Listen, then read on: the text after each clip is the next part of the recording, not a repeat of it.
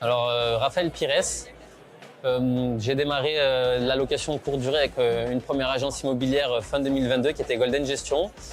Avec mes associés, on a couru un peu derrière les mandats justement pour pouvoir avoir une croissance qui soit rapide. Donc sur une année, on a réussi à récupérer une centaine de mandats. On en a eu un peu marre justement de courir, donc on a fait un rachat de majordome privé à Grenoble qui nous a permis de récupérer un portefeuille client de 150 biens. À côté de ça, donc des agences immobilières, quand on a démarré Golden Gestion, on a eu une vraie problématique avec la comptabilité mandante, qui en fait est un système, un cadre légal qu'on doit respecter pour avoir des audits conformes pour les caisses de garantie financière.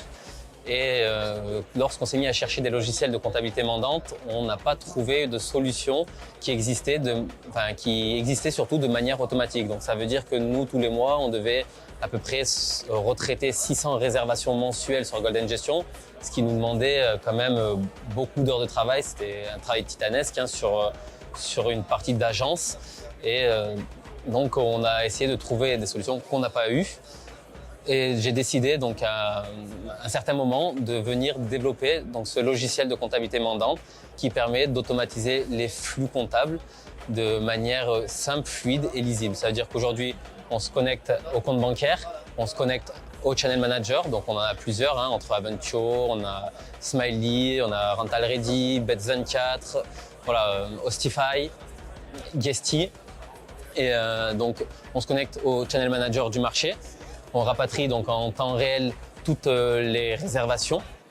On est connecté à la banque, donc on rapatrie tous les jours les lignes bancaires. On vient faire du pointage de manière automatique, donc sans intervention humaine, l'argent se pointe avec les réservations. Une fois que tout est pointé, on clique sur des boutons et on vient comptabiliser et retracer une comptabilité claire et lisible pour passer, les audits de manière très fluide et en toute conformité, ce qui nous permet d'avoir des garanties financières qui nous suivent pour notre travail au quotidien. Au quotidien, les principales difficultés auxquelles on fait face, c'est la gestion de l'humain, donc la gestion des voyageurs qui aujourd'hui sont quand même la clé de notre activité, parce que sans voyageurs, on n'aurait pas de chiffre d'affaires. Et la grosse difficulté aujourd'hui, c'est de gérer en fait toutes différents types de personnes, différents types de profils qui certains sont simples, d'autres plus difficiles à gérer, qui aujourd'hui, avec la notation sur Airbnb, Booking, sont quand même un moyen de pression qui est assez élevé au niveau de la notation. Et un client insatisfait pourrait aujourd'hui détruire, on va dire, tout ce qu'on a mis en place pour la visibilité d'un logement et venir affecter grandement notre activité au quotidien. La deuxième partie, c'était justement la partie de l'automatisation, la partie outils vraiment en interne sur laquelle on va pouvoir s'appuyer pour travailler et avoir des logiciels qui soient efficaces, simples et qui nous permettent un gain de temps. C'est aussi une vraie bataille aujourd'hui avec tout ce qu'on peut avoir sur le marché. L'état du marché actuellement, ça va dépendre de la ville dans laquelle on se situe. Le marché sur certains secteurs comme des grandes villes aujourd'hui est très difficile à maintenir parce qu'on a des restrictions qui sont de plus en plus lourdes à faire.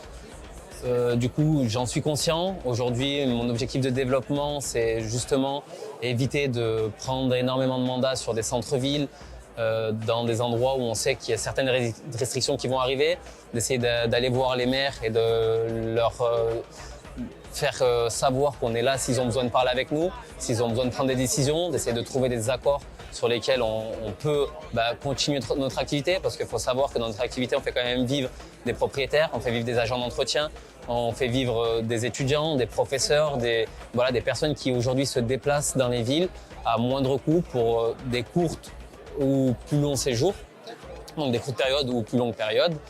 Et si aujourd'hui les mairies viennent à casser tout ce système, c'est quand même de la mise en danger sur certains postes de travail, parce qu'aujourd'hui on a des agents d'entretien qui sont quand même assez bien rémunérés, qui arrivent bien à vivre leur vie du travail qu'on leur fournit. C'est quand même pour ma part 7 salariés que je fais vivre au quotidien pour cette activité, donc qui sont en poste dans des bureaux sur Grenoble. Demain, si on vient à tout casser et à tout mettre à mal, il faut quand même savoir que ça va impacter, pour ma part, au moins une vingtaine d'agents d'entretien, 7 salariés, et puis l'activité qu'on a au quotidien et tout ce qu'on a mis en place dans l'évolution de ce marché. Avec plaisir.